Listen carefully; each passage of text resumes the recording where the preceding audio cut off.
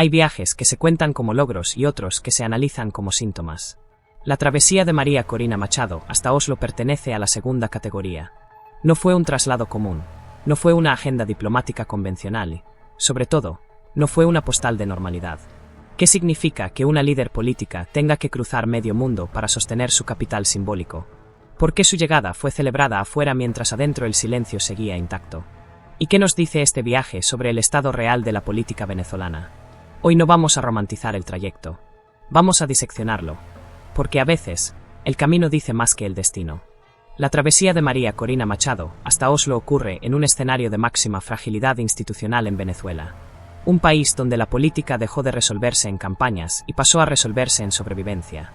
Tras meses de clandestinidad, su figura ya no operaba como una dirigente tradicional, sino como un símbolo en disputa. Y cuando los símbolos no pueden moverse libremente dentro de su propio territorio, el escenario internacional se vuelve el único tablero posible. El Premio Nobel de la Paz 2025 no aparece como un reconocimiento aislado, sino como un catalizador. Estar en Oslo era crucial, no solo para recibir un galardón, sino para consolidar una narrativa de legitimidad global. Sin embargo, el contexto político venezolano hacía inviable un viaje ordinario. No había garantías jurídicas, no había rutas seguras y no había margen para la improvisación. Antes de avanzar, te dejo este reto. Mientras escuchas este análisis, pregúntate si este viaje fortalece la política interna, o si confirma que el centro de gravedad ya se desplazó definitivamente hacia afuera. Teoría 1. El traslado como operación política de supervivencia. El primer elemento clave de esta travesía es entender que no fue diseñada para lucirse, sino para ejecutarse. Desde Curazao, el siguiente paso era Europa, y Oslo se convertía en un objetivo político, no solo geográfico. El uso de un jet ejecutivo Embraer Legacy 650 responde a una lógica clara: discreción, autonomía y control. No es el avión de un magnate exhibicionista, es el avión de quien necesita moverse sin ruido. Cada kilómetro recorrido implicaba una evaluación de riesgo. Las escalas técnicas no eran solo paradas de combustible, eran puntos de posible exposición diplomática. Aquí aparece la primera controversia. ¿Quién financia este tipo de traslados cuando no hay estructuras estatales propias? La respuesta no es explícita, pero la pregunta queda instalada.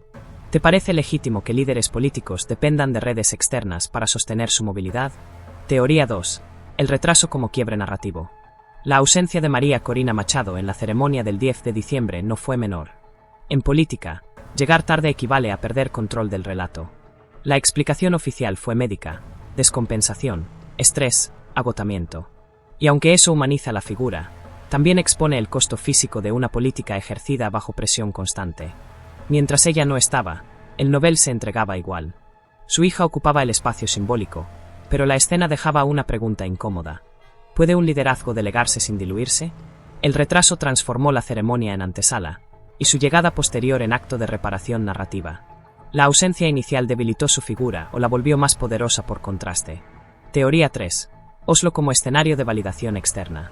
Cuando finalmente llega a Oslo, la recepción no es multitudinaria, pero sí significativa.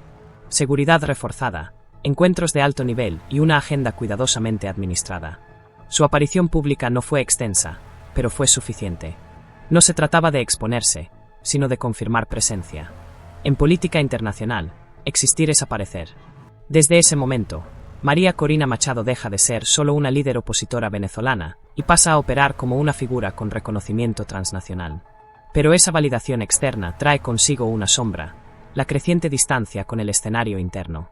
A esta altura del viaje, la travesía hacia Oslo deja de ser solo un asunto logístico y se convierte en una señal política de alto impacto. Porque no todos los líderes pueden permitirse desaparecer meses y reaparecer en Europa con respaldo diplomático intacto. Aquí surge una controversia clave: la internacionalización del liderazgo como sustituto de la política territorial. No es una novedad histórica, pero en el caso venezolano adquiere un peso particular por la prolongación del conflicto interno. El viaje a Oslo expone una paradoja incómoda. Mientras más se fortalece la figura en el exterior, más evidente se vuelve la fragilidad del ecosistema político interno que debería sostenerla. Esta dinámica abre un interrogante que divide incluso a sus aliados.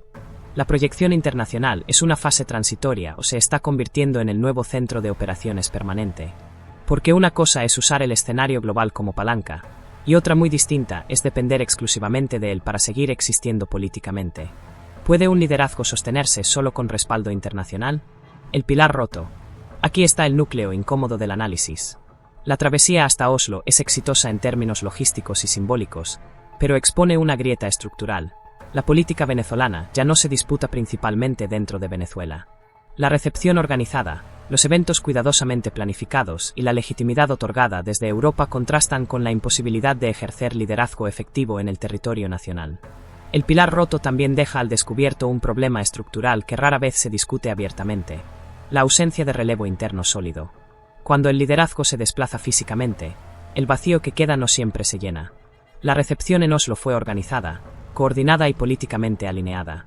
Pero esa eficiencia contrasta con la falta de capacidad operativa visible dentro del país. La pregunta no es quién la recibe afuera, sino quién sostiene la dinámica diaria adentro. Este desbalance genera incertidumbre estratégica. Una oposición que depende del exterior para legitimarse corre el riesgo de desconectarse de la presión social interna, que no viaja en avión ni se reúne en hoteles europeos. Y aquí aparece una grieta difícil de cerrar. La legitimidad internacional no siempre se traduce en gobernabilidad futura. Puede amplificar la voz, pero no reemplaza la estructura. El pilar roto, entonces, no es una crítica personal, sino un diagnóstico político. La travesía a Oslo demuestra hasta dónde se puede llegar sin tocar el terreno, pero también marca el límite de cuánto tiempo se puede sostener ese modelo.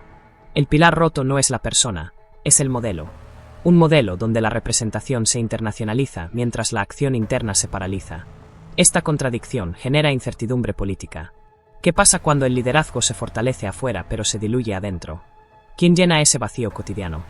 Y aquí aparece la pregunta más incómoda. Si el poder político necesita salir para sobrevivir, ¿qué dice eso del sistema que pretende transformar? La travesía de María Corina Machado hasta Oslo no puede leerse solo como una historia de resistencia personal. Es una radiografía del momento político venezolano. Un momento donde la visibilidad internacional compensa la imposibilidad de acción interna, pero no la reemplaza completamente. Llegar a Oslo fue un triunfo simbólico, pero también una confirmación de límites. Porque cada kilómetro recorrido lejos del país amplía la pregunta sobre cómo y desde dónde se construye el poder. La incertidumbre que deja este viaje no es menor. No se trata solo de si fue correcto o necesario, sino de qué precedente establece. Cada líder que logra operar desde el exterior redefine el umbral de lo que se considera viable dentro del país.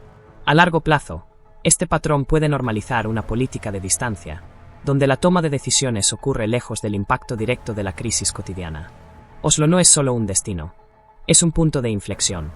Marca el momento en que la política venezolana vuelve a plantearse desde escenarios internacionales, con todas las ventajas y riesgos que eso implica.